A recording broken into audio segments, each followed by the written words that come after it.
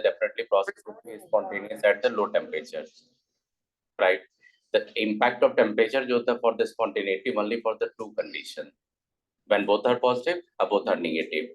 Other condition में temperature का कोई इम्पैक्ट होता नहीं, टेम्परेचर का कोई रोल होता ही नहीं, तो टेम्परेचर का इम्पैक्ट दो ही कंडीशन में होता है। तो आप याद रखना दोनों में क्या होगा, एक होगा पॉजिटिव, एक दोनों में पॉजिटिव, या दोनों में क्या होगा नेगेटिव। ये हमेशा याद रखना। ये क्या होता है ना कि अगर क्वेश्चन आपसे पूछेगा ना कि in which one condition reaction process will be spontaneous at high temperature या process will be spontaneous at low temperature, तो आप हमेशा दो याद रखना, एक दोनों का पॉजिटिव, दोनों का नेगेटिव, और कुछ नहीं। और आपने देखा था एक पॉजिटिव एक नेगेटिव लिए थे, या दोनों रिवर्स कर दिए थे, या तो ऑलवेज स्पॉन्टेनियस था, या ऑलवेज नॉन स्पॉन्टेनियस था। इसके अलावा कोई कंडीशन ही नहीं था वहां पे। फिर देखो वहां पे उसके बाद बताए थे आपको कि क्राइटेरिया पर स्पॉन्टेनिटी बता दिए थे, कौन सा रिएक्शन पे होता है, सेकेंड लॉ बता दिए थे। सेकेंड लॉ मैंने बोला था आपको कि जितना भी स्पॉन्टेनियस प्रोसेस होता है, spontaneous process are always irreversible process. Reversible process कभी स्पॉन्टेनियस प्रोसेस नहीं होता। तो अगर आपको बोले कि spontaneous process, you have to think about the irreversible process. Irreversible का मतलब होता है जो यूनिडायरेक्शनल होता है, एक ही डायरेक्शन में मूव करता है। रिवर्सिबल का मतलब होता है इसमें फॉरवर्ड भी होता है और क्या होता है बैकवर्ड भी होता है, जिसमें इक्विलिब्रियम आता है। और इक्विलिब्रियम स्टेट पे हमेशा गिब्स फ्री एनर्जी सेंस क्या होता है, जीरो। मतलब वहां पे गिब्स फ्री एनर्जी डिक्रीज ही नहीं होता है। तो जब सिस्टम में गिब्स फ्री एनर्जी डिक्रीज ही नहीं होगा तो सिस्टम से आप वर्क नहीं करवा सकते हो। आई बात समझ, सिस्टम से कभी वर्क नहीं करवा सकते हो। तो सिस्टम में वर्क करवाने के लिए फ्री गिब्स एनर्जी क्या होना चाहिए, डिक्रीज होना चाहिए। मान लो आप गैल्वेनिक सेल बनाते हो, तो गैल्वेनिक सेल से क्या होता है, आप लाइट चलाते हो या फैन चलाते हो, जो भी चलाते हो, बैटरी से जो भी चलाते हो आप, तो उसमें क्या होता है कि उसमें एक रिएक्शन होता है स्पॉन्टेनियस। उस स्पॉन्टेनियस प्रोसेस में हमेशा गिब्स फ्री एनर्जी क्या होता है, डिक्रीज होता है। आज जितना ज्यादा गिब्स फ्री एनर्जी डिक्रीज होगा, that will be the as a electrical work done. उसी को कन्वर्ट करते हैं हम लोग इलेक्ट्रिकल वर्क डन में। तो आपने देखा होगा इलेक्ट्रिकल वर्क डन को आपने कोरिलेट किया होगा decrease in free Gibbs energy से, ये याद रखना। फिर आपका क्या होता है कि सिस्टम में जब हम लोग जाते हैं तो एक अवेलेबल एनर्जी होता है जिसको आप यूजफुल वर्क में पुट करोगे तो Gibbs energy exact value you can't calculate, like the enthalpy of the enthalpy energy आप कैलकुलेट नहीं कर सकते हम लोग, तो उसको भी नहीं कैलकुलेट कर सकते हो। फिर जैसे जाएंगे हम लोग क्या करेंगे कि चेंज आप फाइंड कर सकते हो। तो चेंज फाइंड के लिए सबसे इंपॉर्टेंट रिएक्शन है आपका, सबसे इंपॉर्टेंट इक्वेशन है गिब्स हेल्महोल्ट्ज इक्वेशन, जिसमें डेल जी इक्वल टू क्या था, del H minus T del S. याद रखना क्वेश्चन आता है इससे, कर लेंगे। उसी को मैंने क्या क्या यूज करके दोनों का पॉजिटिव नेगेटिव साइन करके आपको बोल दिया कि टेम्परेचर हाई टेम्परेचर ये लो टेम्परेचर। आई बात समझ में। अब देखो यहाँ पे क्या होता है, लिख लो calculation of equilibrium temperature.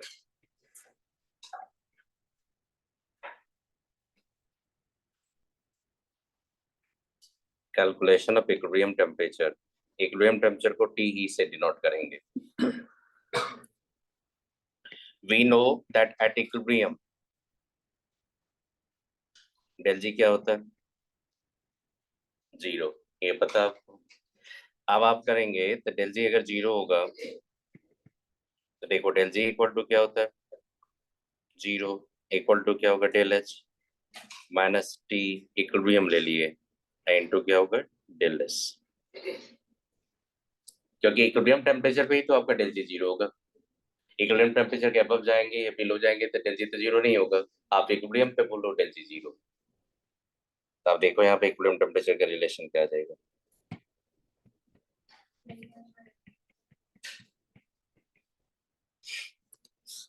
बहुत इंपॉर्टेंट है ये। अब देखो ना क्वेश्चन बड़ा हुआ क्वेश्चन होगा इक्विलिब्रियम टेम्परेचर पर। आप हमेशा याद रखना एंथैल्पी देगा आपको कि जूल या किलो कैलोरी में, किलो जूल में देगा, क्या देगा, किलो कैलोरी में। और इंट्रोपी चेंज देगा तो जूल में, या तो किस में देगा, कैलोरी में। तो किलो कैलोरी है, किलो जूल को जूल में कन्वर्ट कर देना। टेम्परेचर हमेशा केल्विन स्केल पे आएगा, आप कैलकुलेट कर लेना। ये क्या होता है, इक्विलिब्रियम टेम्परेचर होता है किसी भी रिएक्शन के इक्विलिब्रियम। देखो कोई भी रिएक्शन हो, चाहे स्पॉन्टेनियस रिएक्शन है, we know that irreversible process, reaction का एक सर्टेन लिमिट्स होता है, उसके बाद वो अल्टीमेटली कहाँ पे जाएगा, इक्विलिब्रियम में जाएगा। तो बिफोर इक्विलिब्रियम कितना वर्क करेगा, कितना एक्सटेंट ऑफ रिएक्शन होगा, वो इक्विलिब्रियम कांस्टेंट इंफॉर्मेशन देता है आपको। लेकिन अल्टीमेटली जाना कहाँ पे उसको, इक्विलिब्रियम पे। मतलब किसी भी सिस्टम का गिब्स एनर्जी डिक्रीज होता है तो कंटिन्यूअसली डिक्रीज नहीं होगा, अल्टीमेटली वो डिक्रीज टू जीरो हो जाएगा। वो कहाँ पे, इक्विलिब्रियम पे। मतलब इतना याद रखना है कि अल्टीमेटली इक्विलिब्रियम पे जाना है। जैसे हम लोग आते हैं तो आज निकल तो ऊपर जाना ही पड़ता है ना। अल्टीमेटली सबको जाना पड़ता है ना, ऐसा तो कोई नहीं कि 200 500 ईयर कोई जिंदा रहता है, ऐसा तो नहीं होता। तो वही है नेचर, यही होता है। तो अल्टीमेटली कुछ भी करो, कोई भी प्रोसेस इरिवर्सिबल प्रोसेस है, अल्टीमेटली जाना कहाँ पे उसको, इक्विलिब्रियम कर लेंगे। तो ये समझ में आ गया आपका। आप देखो यहाँ पे जब क्वेश्चन पूछता है ना आपसे, तो इंथैल्पी चेंज और एंट्रोपी चेंज या तो दोनों का दोनों पॉजिटिव होगा या तो दोनों का दोनों नेगेटिव होगा। एक पॉजिटिव एक नेगेटिव नहीं होगा। आप खुद से सोचो ना, एक पॉजिटिव एक नेगेटिव होगा तो केल्विन आपका नेगेटिव चला जाएगा, पॉसिबल है। आपने देखा था एक पॉजिटिव था एक नेगेटिव था तो टेम्परेचर का कोई रोल ही नहीं था, तो इक्विलिब्रियम टेम्परेचर का मतलब ही नहीं कुछ होता। एक अगर निगेटिव था एक पॉजिटिव था तो टेम्परेचर का कोई रोल ही नहीं होता था, इक्विलिब्रियम टेम्परेचर का कोई मतलब ही नहीं। तो इक्विलिब्रियम टेम्परेचर का आपका सिग्निफिकेंस होगा, दोनों का दोनों साइन क्या होना चाहिए, तो पॉजिटिव, या तो दोनों का साइन क्या होना चाहिए, निगेटिव। यहाँ पे क्या कंक्लूजन आता है, देखो यहाँ पे लिखो,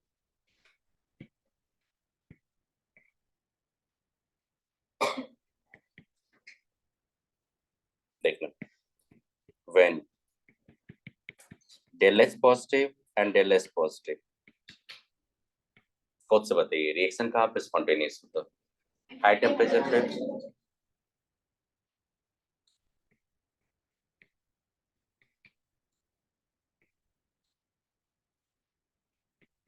Process will be spontaneous at any temperature greater than equilibrium temperature। मतलब प्रोसेस कब स्पॉन्टेनियस होगा, किसी भी टेम्परेचर, मान लो इक्विलिब्रियम टेम्परेचर आपने 500 केल्विन फाइंड किया, तो 500 से जैसे एक्सीड कर दोगे तो प्रोसेस क्या हो जाएगा, स्पॉन्टेनियस। आई बात समझ में। तो आपको पूछेगा कि स्पॉन्टेनियस टेम्परेचर बताओ क्या होगा, first you have to find the equilibrium temperature, both sign you are getting the positive, the spontaneous temperature must be greater than equilibrium temperature. कर लोगे, एनसीईआरटी रीड करना, लिखा हुआ पूरा ये। नेक्स्ट लिखो, when enthalpy change negative or entropy change is also negative, the process will be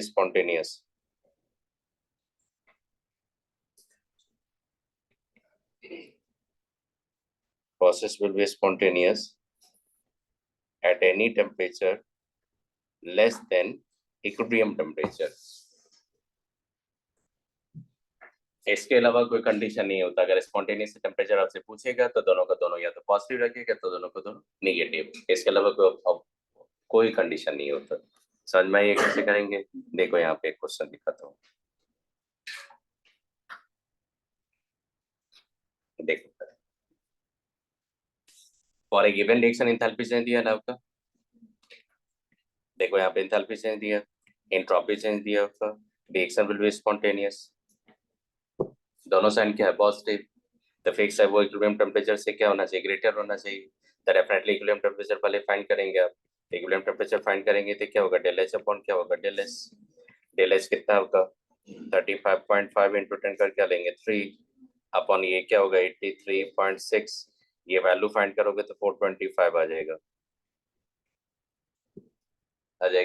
अब देखो ना वहाँ पे 83 जा कितना होता है, उसी 84 जा कितना होता है 32, तो दिख तो रहा है कि 400 समथिंग आएगा, 200 का तो आएगा नहीं, 298 का आएगा नहीं। तो आपने ले लिया यहाँ पे स्पॉन्टेनियस टेम्परेचर क्या होगा,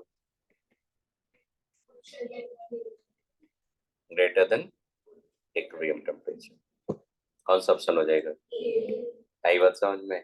तो स्पॉन्टेनियस टेम्परेचर फाइंड कर लोगे, कभी कभी क्वेश्चन बनाओगे ना तो कभी यहाँ तो आपको ग्रेटर का साइन देके छोड़ दिया, कभी कभी क्वेश्चन बनाओगे ना तो वहाँ पे क्वेश्चन में वैल्यू ये भी दिया आपका कि कौन सा टेम्परेचर मेंशन किया था, जैसे वहाँ पे, जैसे मेरे को याद है कि क्वेश्चन का 750 इक्विलिब्रियम टेम्परेचर होता है और दोनों का दोनों साइन किया था पॉजिटिव था, एक ऑप्शन दिया था 500 केल्विन का, एक ऑप्शन दिया था 700 का, एक ऑप्शन दिया था 1000 केल्विन का, एक ऑप्शन दिया था 750 केल्विन का, तो 1000 केल्विन क्या होगा, स्पॉन्टेनियस टेम्परेचर।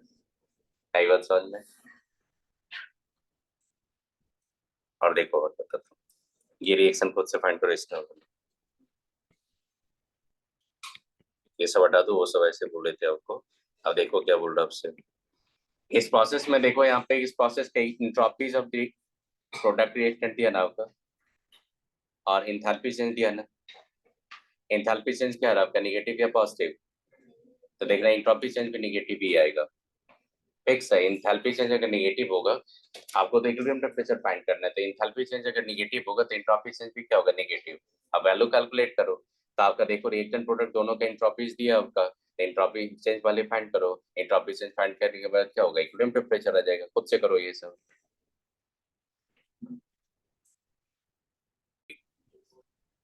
एक्सटेंसिव, अगर रिएक्शन में मान लो कि ये जो वैल्यू दिया है, देखो ये जो वैल्यू आपका दिया है, ये वैल्यू देखो फिर से बता रहा हूँ, ये जो वैल्यू दिया है ये तो आपको मोलर इंट्रोपी का वैल्यू दिया है। अब देखो यहाँ पे जूल पर केल्विन पर मोल लिखा है, मतलब एक मोल का इंट्रोपी दिया। तो आप रिएक्शन में तो हाफ मोल इन्वॉल्व कर पा रहे हो, तो हाफ मोल का इंट्रोपी लिखोगे, क्योंकि एक्सटेंसिव प्रॉपर्टी पे वर्क कर रहे हैं हम लोग। तो देखो मैंने क्या किया, हाफ मोल कर दिए। फिर यहाँ पे Y2 का कितना ले रहे, 3/2 मोल ले रहे हैं, तो 3/2 मोल का इंट्रोपी आप लोगे, तो 3/2 इंटू क्या करेंगे, 40 करेंगे। आई बात समझ में, क्योंकि जितना भी वर्क करो, एंथैल्पी चेंज फाइंड कर दो, एंट्रोपी चेंज फाइंड कर दो, गिब्स फ्री एनर्जी फाइंड कर दो, these also are the extensive property. Reaction में अगर एक मोल इन्वॉल्व होगा तो ये मोलर इंथैल्पी मोलर एंट्रोपी देंगे, हाफ मोल इन्वॉल्व होगा तो हाफ कर देंगे, 3/2 मोल इन्वॉल्व होगा तो 3/2 लेंगे। तो आप देखो जैसे ही इसमें आप करेंगे तो कितना हो जाएगा, ये 50, ये क्या होगा 30, ये क्या होगा 60, कितना आ गया 60 होगा, नहीं है 60 होगा, 30 होगा, 90 हो गया, ये 50 होगा, तो -40 जूल पर केल्विन। एंथैल्पी चेंज कितना दिया आपका, जूल केल्विन में लिखोगे तभी तो, जूल केल्विन इधर होगा, जूल पर केल्विन उधर, आपका किलो जूल जूल होगा, तो केल्विन ऊपर जाएगा तो क्या होगा, केल्विन में आएगा। तो जूल का पर केल्विन लिखना ही पड़ेगा आपको, किसका, एंट्रोपी का। मोल नहीं लिखेंगे क्योंकि आपने 1 मोल के रिस्पेक्ट में कैलकुलेशन नहीं किया, आपने किसी का हाफ मोल लिया, किसी का 3/2 मोल लिया, तो मोल नहीं लिखेंगे आप।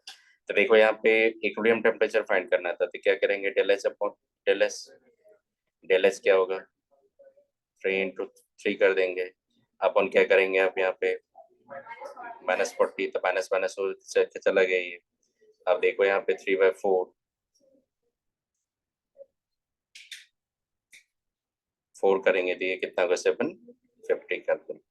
अगर यहीं पे पूछता है इक्विलिब्रियम टेम्परेचर ना, तो क्या होता, ये स्पॉन्टेनियस टेम्परेचर क्या होता, T, दोनों का दोनों निगेटिव है ना, तो your spontaneous temperature must be lower than the equilibrium temperature. The equilibrium temperature you are getting the 750, the spontaneous temperature इसमें अगर फाइंड करना होता तो 500 केल्विन फाइंड कर देते, क्योंकि देखो उसके अलावा जितना भी वैल्यू दिए सब इक्विलिब्रियम टेम्परेचर से हायर दिया है। इक्विलिब्रियम टेम्परेचर पे तो आपने देखा कि दोनों का साइन नेगेटिव है, the process will be spontaneous at the any temperature lower than the equilibrium temperature. Equilibrium temperature आपको कितना मिल रहा है 750, तो उससे नीचे कौन है, एक ही तो वैल्यू दिया 500 केल्विन, वो होगा स्पॉन्टेनियस टेम्परेचर।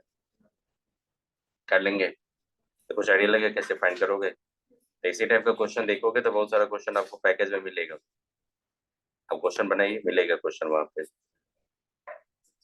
देखता हूँ क्वेश्चन मिलेगा तो करवा दूंगा। नेक्स्ट देखो,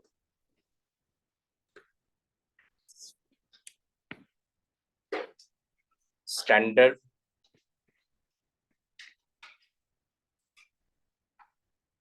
लिखो, standard gives energy of formation,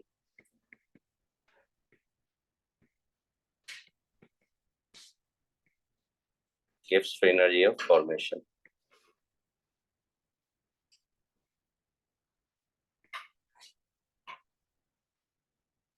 standard free gives energy formation, तो ये standard free gives energy of formation हो गया। The standard free Gibbs energy formation का मतलब होता है change in free Gibbs energy when one mole of compound is formed from its constituent element which are in their more stable state। जैसे अपने enthalpy formation को define किया था ना, वैसे ही डिफिनीशन होता है किसका, गिब्स एनर्जी ऑफ फॉर्मेशन।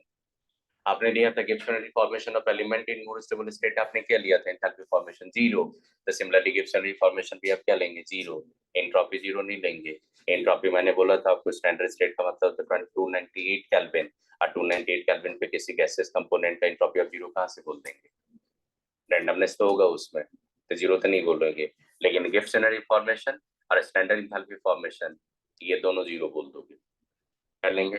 तो इस पे generally standard Gibbs energy formation पे आप पैकेज में क्वेश्चन मिलेगा, लेकिन नीट में अभी तक क्वेश्चन ज्यादा नहीं पूछा, बहुत पुराना क्वेश्चन आपको मिलेगा गिब्स एनर्जी फॉर्मेशन के टर्म में। लेकिन थोड़ा याद रखना, क्वेश्चन अगर चांस है तो इस सबसे पूछता है क्वेश्चन, क्योंकि ये पता है आपको स्टेट फंक्शन होता है, तो स्टेट फंक्शन में जैसे एंथैल्पी हेसेज लॉ के लिए लगाते हैं, वैसे गिब्स एनर्जी फॉर्मेशन भी लगा सकते हो, कर लेंगे। तो लिखो, change in free energy when 1 mole of a compound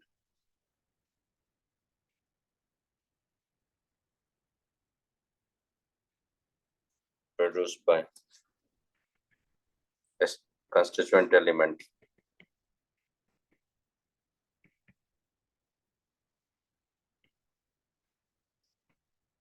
and there is standard state or not standard state in there.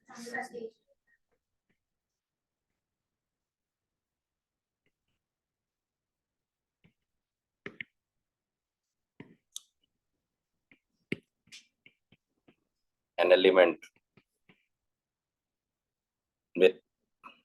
with more stable state.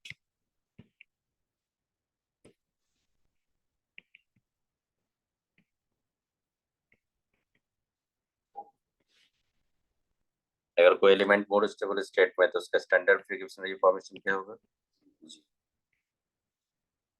आपने किसके अकॉर्डिंग देखा, चेक करो। जैसे आपने एंथैल्पी किसका देखा था, फॉर्मेशन का। अब देखो खुद से कि स्टैंडर्ड गिब्सन फॉर्मेशन अगर आप हाइड्रोजन गैस का लेंगे तो क्या बोलेंगे आप? 0। स्टैंडर्ड गिब्सन फॉर्मेशन अगर आप Br2 लिक्विड का लेंगे तो क्या बोलेंगे? 0। स्टैंडर्ड गिब्सन फॉर्मेशन अगर आप Br2 गैस का बोलेंगे तो क्या बोलेंगे? Non zero. Standard Gibbs on formation अगर आप P4 लेंगे व्हाइट फॉस्फोरस तो क्या बोलेंगे? 0। अगर standard Gibbs on formation of graphite लेंगे तो ग्रेफ 0। सही बात समझ में? तो जैसे आपने स्टैंडर्ड एंथैल्पी फॉर्मेशन किसका लिया था, ग्रेफाइट का, आपने क्या लिया था? 0। Standard enthalpy formation of diamond का क्या लिए थे आपने? Non zero. Standard enthalpy formation of Br2 gas का क्या लिया था? Non zero. अब Br2 लिक्विड का क्या लिया था? 0। Same thing you have to use for in standard Gibbs on formation. कर लेंगे। आप किसी रिएक्शन के लिए जब हम लोग गिब्सन फॉर्मेशन से रिएक्शन के लिए जब हम लोग गिब्सन चेंज फाइंड करेंगे तो किसी भी रिएक्शन में क्या होता है कि change in Gibbs free energy standard state में समेशन स्टैंडर्ड गिब्सन फॉर्मेशन किसका? Products minus summation standard Gibbs on formation reactant.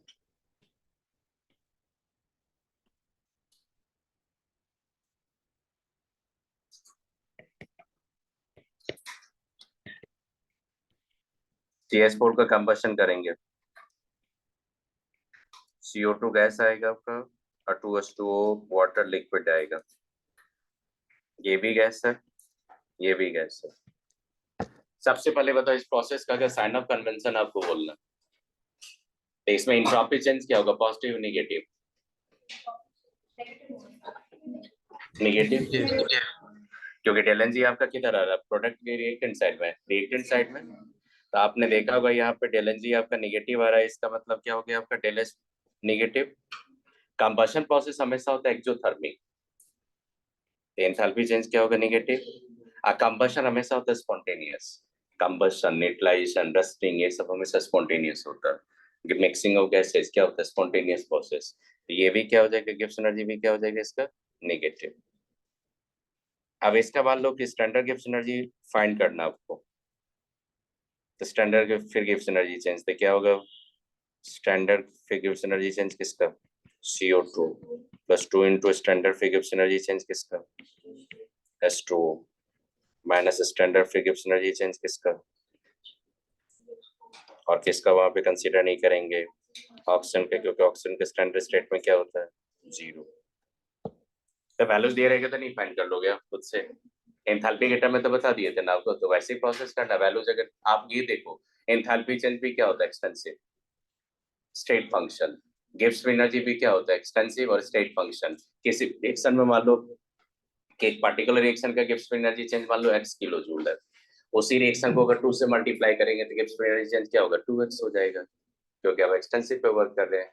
किसी भी रिएक्शन का मान लो किसी भी रिएक्शन में आपने 1 मोल वाटर फॉर्म किया, आपने बोला वहां पे x किलो जूल एनर्जी आपका लिबरेट्स हुआ। अब उसी रिएक्शन में अगर 2 मोल वाटर फॉर्म कर लेंगे तो क्या बोलेंगे आप? 2x एनर्जी रिलीज होगा, क्योंकि we are working for the extensive property. Extensive property में अगर अमाउंट चेंज करेंगे तो एनर्जी भी क्या होगा? चेंज हो जाएगा। कर लोगे? आई बात समझ में? किस में? CH4 होगा वो। चलिए आगे देखो, ये समझ में कैसे फाइंड करोगे? देखो एक चीज नोट करके लिख लो।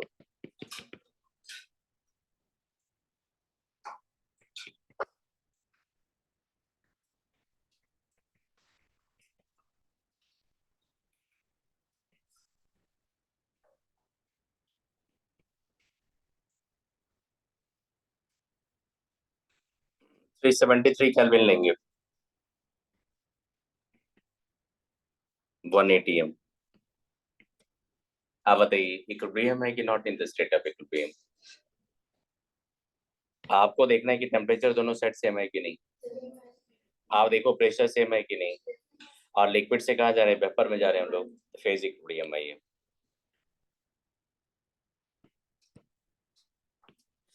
मतलब एक ही कंपाउंड का दो स्टेट है, फेज है, दोनों का इक्विलिब्रियम है। तो फेज इक्विलिब्रियम होगा तो एनर्जी क्या हो जाएगा, जी। आपको क्या करेगा ना, क्वेश्चन जब देगा तो यहाँ पे इक्विलिब्रियम का साइन नहीं देगा। आपको क्या करना है, टेम्परेचर चेक करना है, दोनों साइड क्या है सेम। प्रेशर चेंज करो, दोनों साइड सेम है, इसका मतलब ये सिर्फ फेज ट्रांजिशन है। और कौन सा टेम्परेचर आप यूज करो, बॉइलिंग पॉइंट वाटर तो यूज ही कर लो। मतलब फेज ट्रांजिशन कहाँ होता है, इक्विलिब्रियम स्टेट में। डेल जी क्या हो जाएगा, जीरो। डेल जी जीरो के बाद आप बोलेंगे इसका इंट्रोपी चेंज। तो इंट्रोपी चेंज हमेशा बोला जाता है फॉरवर्ड के रिस्पेक्ट में। तो इंट्रोपी चेंज क्या हो जाएगा इसका, पॉजिटिव। एंथैल्पी चेंज क्या हो जाएगा इसका, पॉजिटिव। रीजन क्या होगा, जब लिक्विड को वेपर में लेके जाओगे तो प्रोसेस क्या होगा, इनटू। एंथैल्पी हमेशा फॉरवर्ड के लिए एक्सप्लेन होता है। एंथैल्पी हमेशा किसका एक्सप्लेन होता है, फॉरवर्ड का। मतलब कि रिएक्टेंट और प्रोडक्ट के बीच का डिफरेंस को एंथैल्पी चेंज बोलते हैं। तो आप लिक्विड को लेके जाएंगे वेपर फेज में तो एंथैल्पी चेंज क्या हो जाएगा, पॉजिटिव। कर लेंगे। आप खुद से सोचो PCl5 है या PCl3 है, उसको डिसोसिएट करेंगे एटॉमिक फॉर्म में, तो फिर तो एंडोथर्मिक प्रोसेस होगा, तो एंथैल्पी चेंज क्या होगा, पॉजिटिव। हाँ लेकिन जैसे डिसोसिएट करोगे तो रैंडमनेस क्या होगा, इंक्रीज हो जाएगा, तो एंट्रोपी चेंज भी क्या होगा, पॉजिटिव। आई बात समझ में। कर लेंगे, कुछ आइडिया लगा। और देखो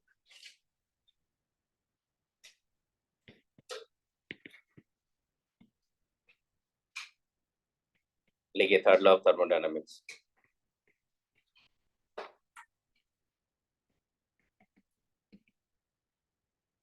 थर्ड लॉ ऑफ थर्मोडायनामिक्स।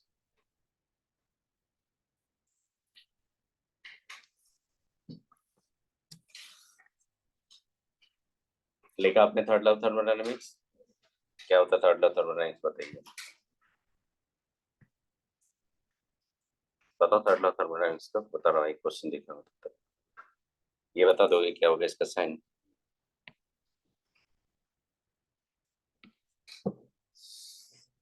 यही सब नीट में क्वेश्चन नहीं आता है, कभी साइन ऑफ कन्वेंशन पूछता है, कभी इक्विलिब्रियम टेंपरेचर पूछता है, कभी एंट्रोपी पूछता है। ज्यादा कॉम्प्लिकेटेड क्वेश्चन देता ही नहीं थर्मोडायनामिक्स का। कंबशन रिएक्शन है नहीं है। आपने कितना मोल गैसेस रिएक्टेंट लिया, 7.5 मोल। और कितना मोल गैस मिल रहा है आपको, 9 मोल, क्योंकि वाटर को भी गैस के फॉर्म में ले लिया। तो गिब्स एनर्जी क्या हो जाएगा, ये आप सबसे पहले देखो इंट्रोपी क्या होगा, इंक्रीज हो जाएगा। तो डेल एस का साइन क्या होगा, पॉजिटिव। कंबशन प्रोसेस है, कंबशन तो ऑलवेज मैंने बोला था एक्सोथर्मी। द एंथैल्पी चेंज क्या हो जाएगा, नेगेटिव। स्पॉन्टेनियस प्रोसेस है, तो गिब्स एनर्जी चेंज भी क्या होगा, नेगेटिव। तो आपका क्या हो जाएगा, Gibbs energy change negative, enthalpy change negative, और entropy change positive. Entropy change हमेशा रिएक्शन के थ्रू जाना। कंबशन तो मैंने बार बार बोल रहा हूँ, क्या होता है स्पॉन्टेनियस। न्यूट्रलाइजेशन क्या होता है, स्पॉन्टेनियस। मिक्सिंग गैस क्या होता है, स्पॉन्टेनियस। आई बात समझ में। वाटर किस में लिया, वेपर फेज में, गैस फेज में, गैस फेज में। कर लेंगे, लिखो बताते एक चीज। लिखो तो नोट करके लिख लो, कहीं पे साइड में नोट करके लिख लो, तो स्पेस है कहीं पे पीछे साइड करके नोट करके लिख लो। देखो ये क्या है, ये क्या है आपका, डेल एन जी फाइंड करेंगे तो आपका कितना मोल आ रहा है, ये 9 मोल। तो 9 माइनस क्या हो जाएगा, कितना हो जाएगा ये, पॉजिटिव हो जाएगा। तो एंट्रोपी चेंज क्या हो जाएगा आपका, पॉजिटिव। नेक्स्ट देखो तो, देखो कहीं पे नोट करके लिख लो।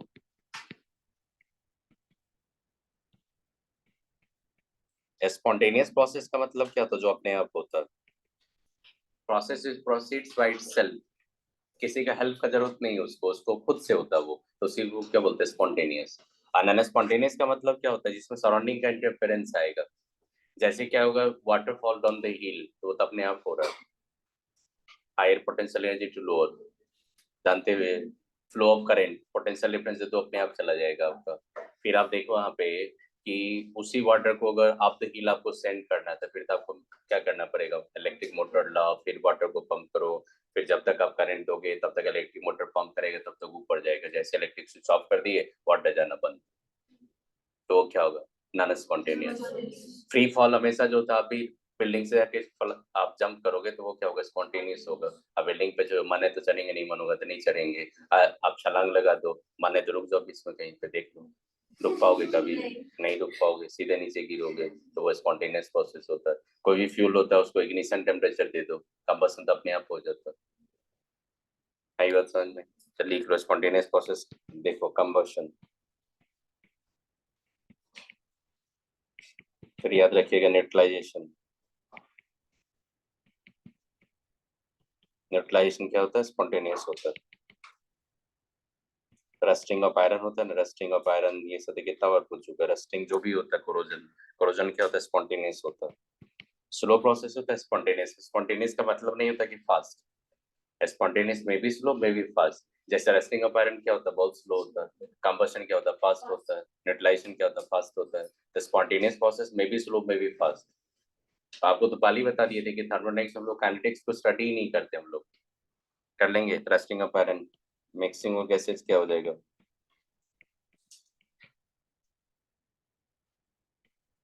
spontaneous and spontaneous, spontaneous separation of gas क्या होगा, नॉन स्पॉन्टेनियस। समझ में आ गया आपको, स्पॉन्टेनियस क्या होता है, नॉन स्पॉन्टेनियस क्या होता है। आज जितना भी स्पॉन्टेनियस होता है उसका हमेशा याद रखना, डेल जी क्या हो जाएगा, नेगेटिव। तो कुछ प्रोसेस होता है जिसको आप देख के बता दोगे कि स्पॉन्टेनियस है कि नॉन स्पॉन्टेनियस, कंबशन, न्यूट्रलाइजेशन, ये सब कर लेंगे। अब देखो, अब आएंगे थर्ड लॉ ऑफ थर्मोडायनेमिक्स पे। थर्ड लॉ ऑफ थर्मोडायनेमिक्स बहुत सिंपल है, साइंटिस्ट ने जो दिया था, डेबाई दिया था। बहुत दिन तक साइंटिस्ट ने एक्सेप्ट ही नहीं किया, बोले कि लॉ थोड़ी होता है, ये तो आपने कुछ बोल दिया। फिर बाद में साइंटिस्ट ने देखा नहीं, बहुत अच्छा एक्सप्लेनेशन है।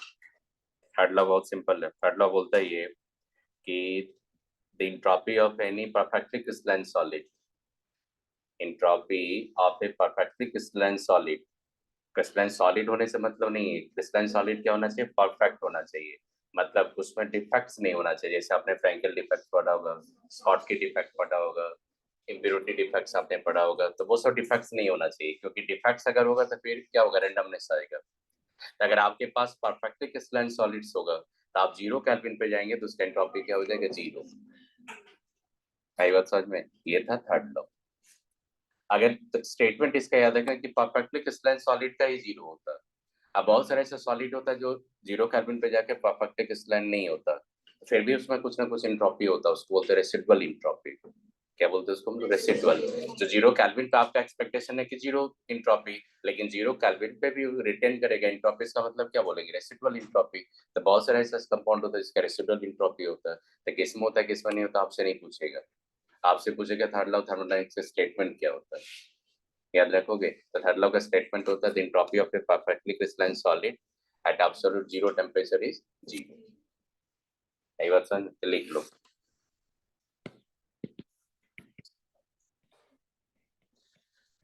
Entropy of a perfectly crystalline solid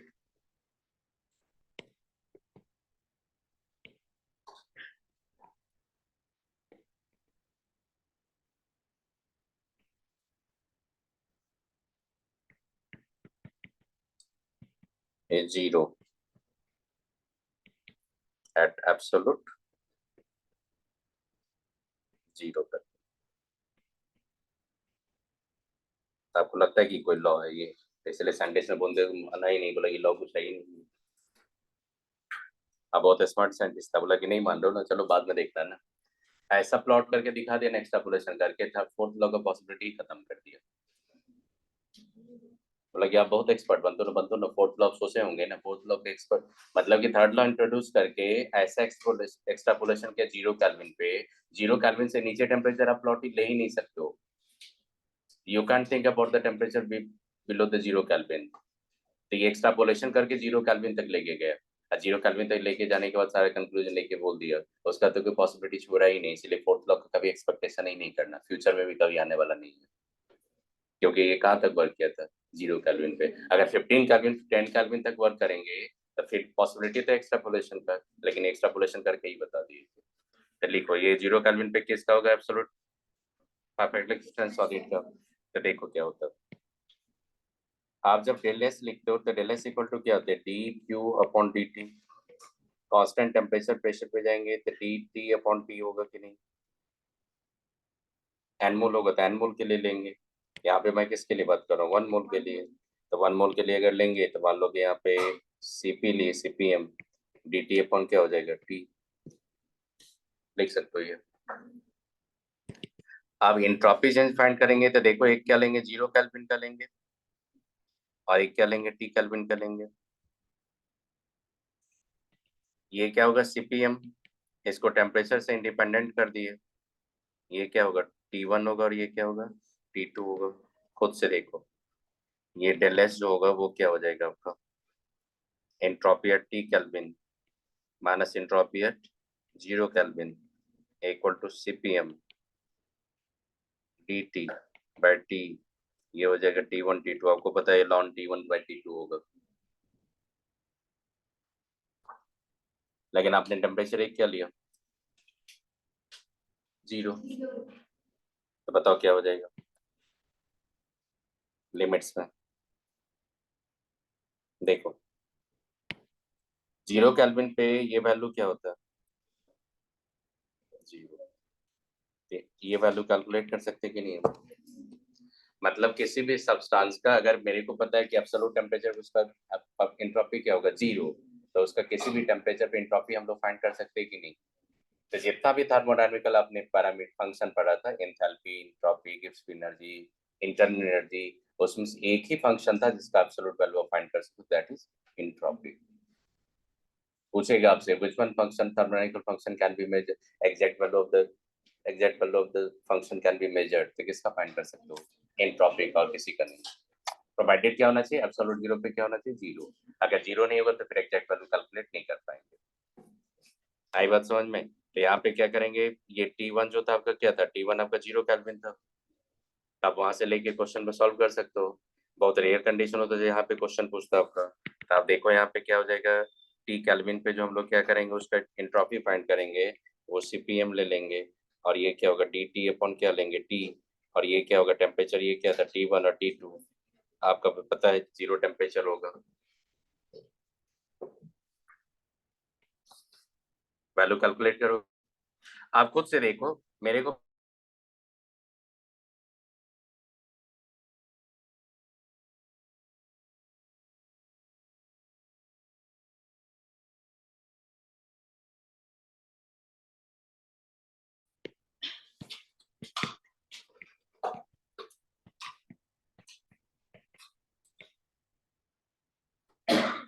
entropy can be measured, provided क्या होना चाहिए 0 केल्विन का रूल को फॉलो करना पड़ेगा, अगर 0 केल्विन पे इसका 0 नहीं होगा तो आप एंट्रोपी 0 नहीं बोल सकते। समझ में आई है। अब देखो एक चीज और बताते देखना, लिखो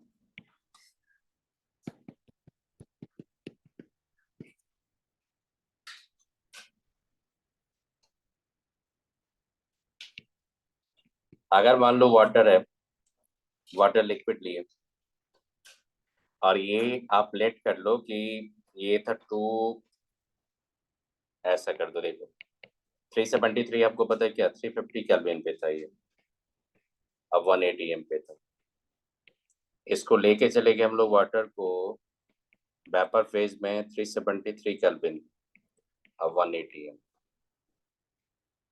अब बताओ यहाँ पे इंट्रोपी मेरे को फाइंड करना है, इंट्रोपी चेंज फाइंड करना है, अब फेज ट्रांजिशन हो रहा है कि नहीं, लेकिन टेम्परेचर कहाँ से कहाँ हो रहा है, लेकिन we know the phase transition proceed at the constant temperature. तो आप खुद से देखो 350 से 373 केल्विन तक जाने के लिए आपने लिक्विड स्टेट ही रखा, लिक्विड को आपने हीट किया, तो लिक्विड को हीट करने से क्या होगा एंट्रोपी इंक्रीज होगा। और फिर 373 केल्विन जैसे टेम्परेचर है तो वहां पे फेज ट्रांजिशन हो गया, तो फिर उसका भी एंट्रोपी चेंज हो जाएगा। तो इसका एंट्रोपी चेंज जब फाइंड करोगे तो देखो एंट्रोपी चेंज क्या फाइंड करेंगे, डेल एस हो जाएगा। पहले क्या होगा, किस देखो कितना मोल लेंगे, एन सीपीएम क्या लेंगे, हीट कैपेसिटी किसका, लिक्विड का, ये लॉन T2, तो T2 कितना होगा 373 तक है हम लोग, और टेम्परेचर कितना लेंगे 350 ले लिए। आप ऐसे भी कर सकते हो इसमें, अगर देखो एक चीज बताता हूँ, इसमें कर सकते हो आप T2 और ये क्या करते हैं T1, ये T1 लिए तो ये क्या हो जाएगा आपका T2। एंथैल्पी ऑफ फ्यूजन भी होगा, ये वेपराइजेशन होगा। एंथैल्पी वेपराइजेशन को अगर बॉइलिंग पॉइंट से आप डिवाइड कर देंगे, एंट्रोपी चेंज होगा कि नहीं फेज ट्रांजिशन का, तब बताइए बॉइलिंग पॉइंट का मतलब क्या है आपका T2। T2 कितना 373। अगर मैं यहाँ पे एंथैल्पी चेंज अगर दे दूंगा आपको, एंथैल्पी चेंज मेरे को पता है कि एंथैल्पी वेपराइजेशन जो होता है वो 41 किलो जूल पर मोल के करीब होता है। और हीट कैपेसिटी जो वाटर का होता है, हीट कैपेसिटी वाटर का, मोलर हीट कैपेसिटी वाटर का, लिक्विड का जो होता है, लिक्विड का ये होता है नियरली 75 जूल पर केल्विन पर मोल। तब वैल्यू नहीं फाइंड कर सकते हो, कर सकते हो कि नहीं ये फाइंड। ये सब बहुत रेयर आप देखोगे, जब पैकेज बनाओगे ना तो कहीं कहीं क्वेश्चन मिलेगा, लेकिन जहां तक नीट का बात है तो नीट इस फॉर्मेट पे कभी क्वेश्चन नहीं आज तक नहीं पूछेगा, नहीं कभी पूछेगा। जब भी पूछता है तो एक ही ट्रांजिशन का पूछता है, फेज ट्रांजिशन का। कभी भी एक ही कंपाउंड को डिफरेंट डिफरेंट टेम्परेचर पे ले जाके आपसे नहीं पूछेगा, इसलिए कभी टेंशन मत लेना कि इतना बड़ा फॉर्मूला है सर कैसे कैलकुलेट करेंगे, कोई बात नहीं। आप सिंपल एक चीज याद रखो कि एंट्रोपी फाइंड कैसे किया जाता है फेज ट्रांजिशन में, एंट्रोपी चेंज कैसे फाइंड किया जाता है गैसेस प्रोसेस में। जैसे आपका थर्मोडायनामिकल प्रोसेस लिए थे, आइसोथर्मल प्रोसेस, एडियाबैटिक प्रोसेस, इसके अलावा एंट्रोपी चेंज से और कुछ पूछने वाला नहीं है आपको। सेकंड लॉ याद रखो कि del S total equal to क्या था, change in entropy of system plus change in entropy of surrounding. ये कुछ इसीलिए बताया यहाँ पे कि जब पैकेज बनाओगे तो कहीं एक दो क्वेश्चन मिलेगा आपको, तो आप समझ में आ जाएगा कि कैसे आप बनाओगे, ये समझ में आ गया आपको, कर लेंगे। आगे चलिए, देखो एक चीज लास्ट,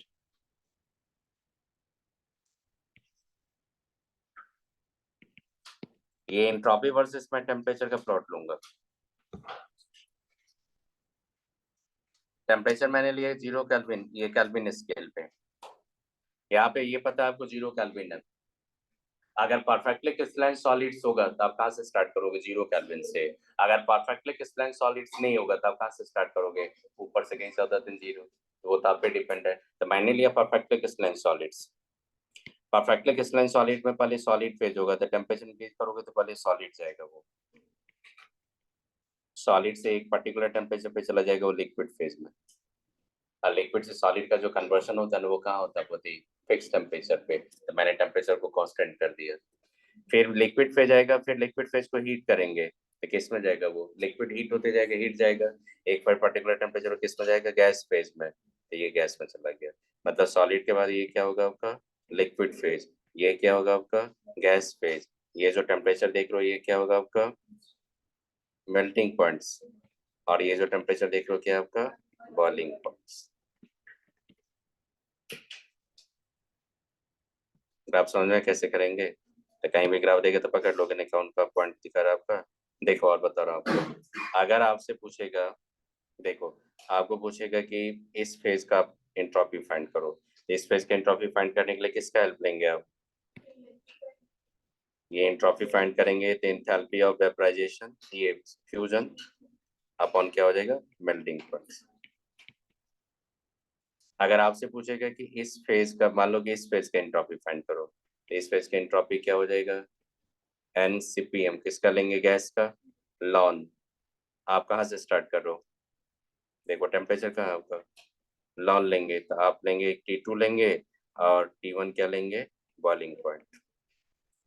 अब जहां तक लेके जाओ उसको, गैस है, गैस को जहां तक आप हीट करो, क्योंकि गैस फेज से आगे कोई फेज होगा नहीं, लेकिन हीट करेंगे तो मेरे को पता है कि एंट्रोपी क्या होगा इंक्रीज होगा। आप किससे फाइंड करोगे हीट कैपेसिटी से, कर लेंगे। तो एक ही फेज का अगर आप टेम्परेचर इंक्रीज करोगे तो हीट कैपेसिटी, और हीट कैपेसिटी मैंने बताया था यहाँ पे कि ये जो आप फाइंड एंट्रोपी चेंज फाइंड करो किस में करो, आइसोबैरिक कंडीशन में। आइसोबैरिक कंडीशन लेंगे तो P1 P2 क्या होगा सेम होगा, इसलिए मैंने आइसोबैरिक कंडीशन में लेके चला, ये कर लेंगे। आई बात समझ कैसे फाइंड करोगे? तो during the phase transition you have to find the entropy change, the entropy change during the phase transition, enthalpy change upon transition temperature. अगर एक ही फेज रहेगा उसको हीट करोगे तो how you have to find the enthalpy change, entropy change, तो आप हमेशा एनसीपी लॉन T2/T1 कर दोगे। हीट कैपेसिटी लिक्विड का सॉलिड का सबका आपको दिया रहेगा तो फाइंड कर लेंगे। आई बात समझ में? यही था आपका। अब देखो और एक बताते हैं आपको, नोट करके और ठीक करो। एट 0 केल्विन का बात कर रहा हूँ। जैसे NO2 लिया आपने, तो NO2 में आप जानते हो कि NO किस तरह का अरेंजमेंट्स होता है? जानते हो कि NO में क्या होता है? ऑक्सीजन साइड में रहता है और नाइट्रोजन कहाँ रहेगा? आपका सेंटर पे। तो आप देखो ये अरेंजमेंट्स मैंने बताया,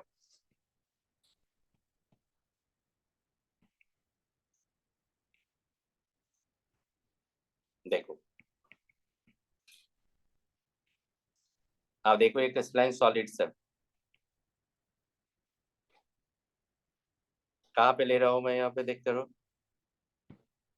0 केल्विन पे क्रिस्टलाइन सॉलिड्स है। लेकिन इस सॉलिड में देखो दो पॉइंट, देखो आप दो पॉइंट में देखो यहाँ पे रेगुलरिटी है कि नहीं?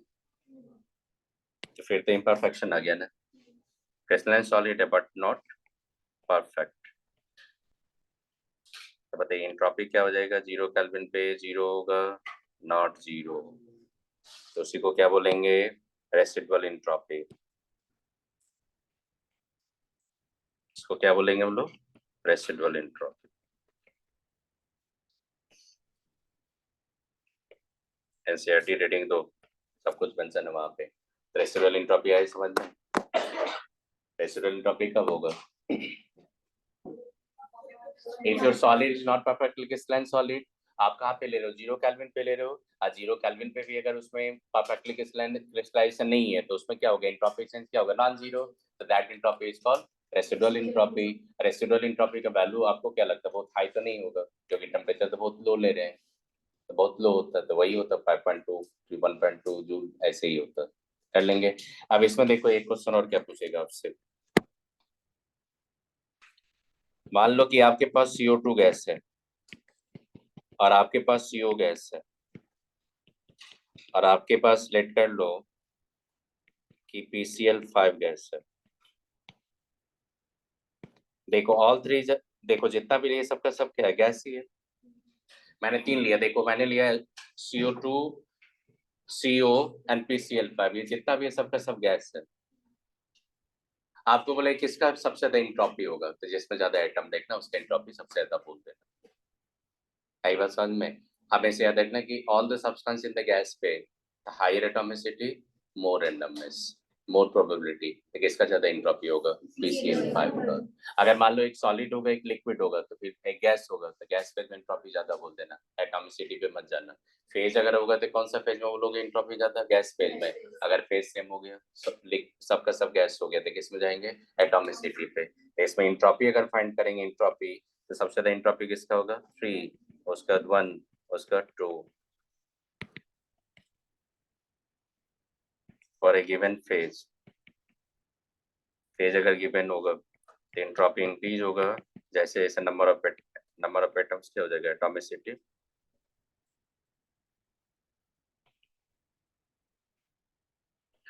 एटॉमिसिटी क्या होता है? इंक्रीज होता है। याद रखोगे? यही सब क्वेश्चन जाओ बनाओ, क्वेश्चन बनेगा। थर्मोडायनामिक्स आपका कंप्लीट हो गया। अब चलिए इक्विलिब्रियम की तरफ।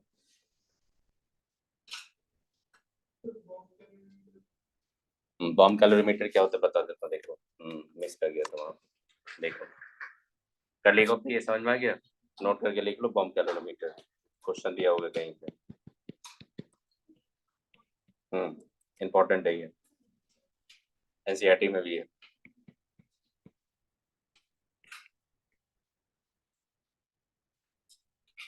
बॉम्ब कैलोरीमीटर होता है तो देखो क्या होता है कि अब नीट ये एनसीईआरटी पढ़ होगा, 2 कैलोरीमीटर दिया होगा। एक होगा बॉम्ब कैलोरीमीटर, तो बॉम्ब कैलोरीमीटर में क्या फाइंड करते हैं हम लोग? इंटरनल एनर्जी फाइंड करते हैं। क्या फाइंड करते हैं? Internal energy. तो ये होता है टू मेजर डील्यू और क्यू।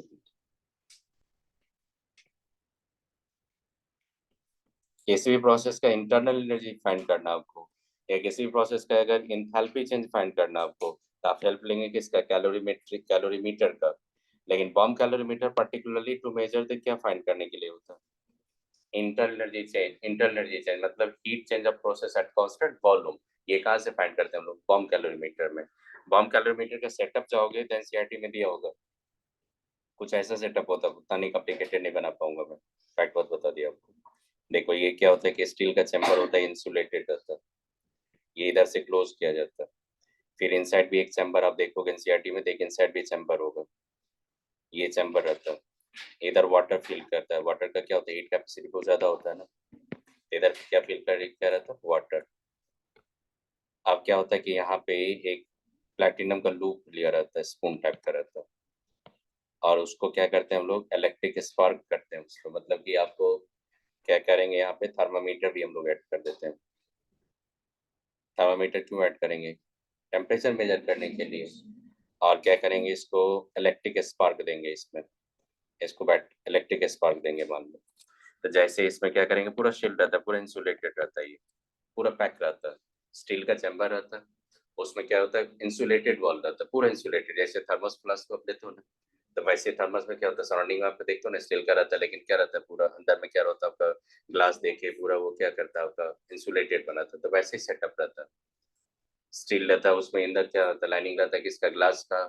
और फिर वहां पे वाटर होगा, फिर एक इनर चैम्बर होता है जो पूरा एयर टाइट होता है, एयर उसमें एयर नहीं जाना चाहिए। तो उसमें क्या होता है कि प्लैटिनम का लूप होता है, प्लैटिनम लूप पे हम लोग कंबशन कराते हैं इलेक्ट्रिक स्पार्क के थ्रू। और टेम्परेचर मेजर करने के लिए वहां पे क्या करते हैं, हीट कैपेसिटी वाटर का मेरे को पता है, अब वहां पे एक टेम्परेचर दे देंगे तो ये मेरे को फाइंड कर जाएंगे कि ये टेम्परेचर कितना चेंज हुआ, किसका टेम्परेचर चेंज हुआ, वाटर का देखना पड़ता है टेम्परेचर चेंज। ये थर्मामीटर देते वाटर में,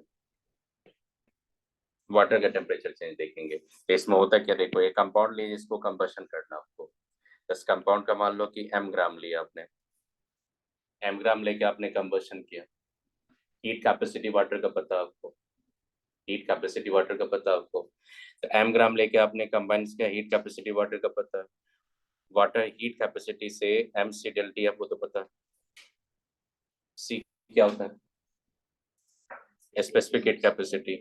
आप ये भी जानते हो N C B M, N molar heat capacity अगर लेते हैं हम लोग, कांस्टेंट वॉल्यूम लिए तो कांस्टेंट वॉल्यूम लेंगे तो क्या होगा, एन सी बी एम और डी टी, ये तो पता आपको, टी वन और टी टू, ये पता। अब सुनो इससे क्या एडवांटेज मिलता है, सुनो, लिखना मत करो, देखो टेम्परेचर चेंज आप थर्मामीटर से मेजर कर लेंगे, बिफोर कंबशन आप टेम्परेचर मेजर कर लिए, आफ्टर कंबशन जब रिएक्शन कंप्लीट हो गया उसका टेम्परेचर कितना रेंज हुआ वाटर बॉडी का वो मेजर कर लिए। तो टेम्परेचर चेंज आपको डिग्री सेल्सियस या केल्विन में देगा, तो आपको एग्जैक्ट वैल्यू डिग्री सेल्सियस में भी अगर देगा तो वो एग्जैक्ट वैल्यू को फाइंड नहीं करना है। इतना बड़ा सेटअप होता है कि टेम्परेचर चेंज होता है 0.5 डिग्री सेल्सियस से 1 डिग्री सेल्सियस से, ऐसे देगा। कभी 5 केल्विन, कभी 5 डिग्री सेल्सियस 10 डिग्री सेल्सियस का टेम्परेचर चेंज होता ही नहीं है, क्योंकि वाटर का हीट कैपेसिटी क्या होता है, बहुत ज्यादा होता है। कर लेंगे ये। आप क्या होगा, मोल ये देखो हीट कैपेसिटी वाटर का दिया रहेगा यहाँ पे, हीट कैपेसिटी वाटर का पता आपको, कितना मोल वाटर लिए ये भी मेरे को पता है। तो अगर टेम्परेचर चेंज फाइंड कर लिए, हीट वाटर का मोल्स कितना होगा ये भी पता है मेरे को, हीट कैपेसिटी वाटर का पता है मेरे को, तो कितना हीट रिलीज हुआ ये तो मैं फाइंड कर लूंगा वहां से। आई बात समझ में, तो ये जो हीट रिलीज होगा वो तो एम ग्राम के कंबसन से हीट रिलीज हो रहा है, क्योंकि मैंने ये फार्मूला देके ये तो फाइंड कर ले कि कितना हीट रिलीज हुआ। अब वो जो हीट रिलीज हुआ वो तो एम ग्राम कंपाउंड के कंबसन से आ रहा है, एम ग्राम का कंपाउंड के कंबसन से अगर Q amount of heat release होगा, तो आप मोलर मास यूज करके दैट अमाउंट को अगर कंबशन करेंगे कितना होगा, यूनिटी मेथड से फाइंड कर सकते हैं कि नहीं। तो हीट रिलीज जो वो आ गया मेरे को, प्रोसेस क्या होता है एक्सोथर्मिक, तो वही जो हीट रिलीज होगा मोलर में, वो कांस्टेंट वॉल्यूम पे, ये कांस्टेंट प्रेशर पे, कांस्टेंट वॉल्यूम पे, वही जो हीट रिलीज होगा वही होगा change in internal energy. Change in energy का साइन क्या होगा, यहाँ पे कंबशन रिएक्शन दिखा रहा हो तो साइन क्या होगा, नेगेटिव। आई बात समझ में, ये होता है बम कैलोरीमीटर। तो बम कैलोरीमीटर में हम लोग कैलकुलेशन कैसे करते हैं, तो देखो यहाँ पे कैसे कैलकुलेशन करेंगे, देखो डेल यू फाइंड करना, क्या फाइंड करना आपको, डेल यू। आपने एम ग्राम सब्सटेंस को कंबशन किया with heat capacity of water, कितना था आपका, दिया रहेगा, molar heat capacity of water दिया रहेगा, वहां पे लिख दिया, सी में हीट कैपेसिटी लिख रहा हूँ आपको, वाटर का ये टेम्परेचर चेंज कितना से हुआ, dt से। अब देखो रुको एक से रुको, इसको m कर दो, कैपिटल M कर दो अपॉन m। देखो ये क्या होता है, सुनो, आपने कितना अमाउंट सब्सटेंस का कंबशन किया था, m ग्राम का। m ग्राम का जब कंबशन किया तो हीट चेंज ये था C और डेल्टी। आपने m ग्राम का जब कंबशन किया तो हीट चेंज ये था आपका, ये क्या था, हीट कैपेसिटी दे दिया। हीट कैपेसिटी को जब लिखोगे ना तो यहाँ पे हीट कैपेसिटी जो देगा वहां पे वाटर का, तो हीट कैपेसिटी जो देगा उसमें पर मोल या पर केजी कुछ नहीं बोलेगा, क्योंकि पूरा सिस्टम का हीट कैपेसिटी दे दिया। तो पूरा सिस्टम हीट कैपेसिटी तो 1 मोल वाटर नहीं है, पूरा सिस्टम में तो 1 मोल वाटर नहीं। जैसे मान लो ये मैंने क्या किया, ये मैंने सिस्टम बनाया, इसमें 1 मोल वाटर आपको दिख रहा है, नहीं दिख रहा आपको, पर ग्राम वाटर दिख रहा है आपको, नहीं दिख रहा आपको। तो अगर मान लो कि मोलर हीट कैपेसिटी वाटर का अगर दिया रहेगा, तो फिर वो हीट, वो जो कैलोरीमीटर में आपने वाटर लिया उसका अमाउंट भी दे देगा। तो अमाउंट अगर दे देगा तो फिर मोलर इन आप क्या करोगे, उसको मोल्स में तो कन्वर्ट कर ही सकते हो, और उससे मोल्स में कन्वर्ट करने के बाद उसको हीट कैपेसिटी से क्या कर देना, मल्टीप्लाई कर देना, तो टोटल हीट कैपेसिटी आ जाएगा। किसका हीट कैपेसिटी आ जाएगा, कैलोरीमीटर का, क्योंकि कैलोरीमीटर में कौन सा है, वाटर, वाटर। तो heat capacity water equal to heat capacity of calorimeter. आई बात समझ में। आप खुद से सोचो हीट कैपेसिटी कितना आपने लिया कैलोरीमीटर का, सी, और चेंज इन टेम्परेचर, तो क्यू इक्वल टू क्या होता है, सी इंटू डेल्टी तो होता ही है आपका, क्योंकि सी इक्वल टू क्या पढ़ा था आपने, q by del T. Heat capacity equal to q by del T पढ़ा था, तो क्यू इक्वल टू क्या होगा, सी डेल्टी। तो ये जो हीट चेंज, जो सी डेल्टी का जो हीट चेंज आ रहा है, ये किसके लिए, एम ग्राम के लिए। एम ग्राम के लिए कितना होगा फाइंड नहीं कर लेंगे, यूनिटी मेथड का समझ में आ गया कैसे होगा। तो आप फॉर्मूला याद रखोगे, फॉर्मूला कहाँ से समझ में आया आपका, तो फॉर्मूला याद रखोगे। तो आप देखो यहाँ पे क्या हो जाएगा, ये जैसे फाइंड कर लोगे तो यहाँ पे मैं टर्म लिख देता हूँ, क्या टर्म है, लिख लो।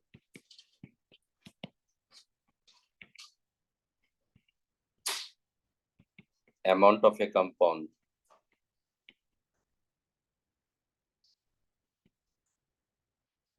taken inside calorimeter. कैलोरीमीटर के अंदर कितना आपने अमाउंट लिया उसको क्या दिखा रहे हैं हम लोग, स्मॉल एम से। कैपिटल एम जो लेंगे क्या होगा, मोलर मास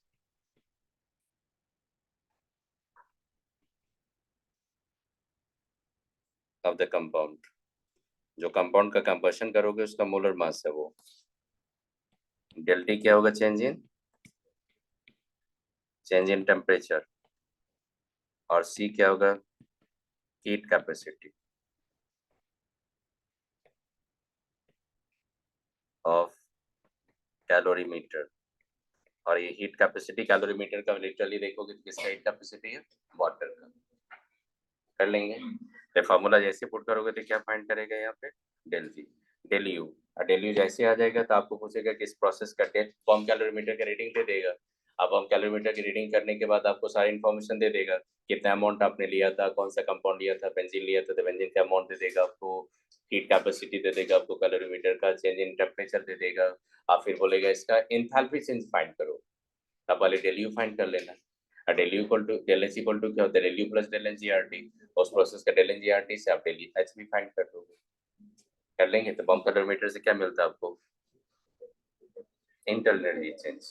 फॉर्मूला याद रखोगे, ये फॉर्मूला रिसेंट ईयर में मैंने देखा बहुत सारा कंपटीशन पूछ चुका, जेई मेन में भी देखा, जेई एडवांस में देखा, बहुत सारा कंपटीशन में देखा मैंने पूछ चुका।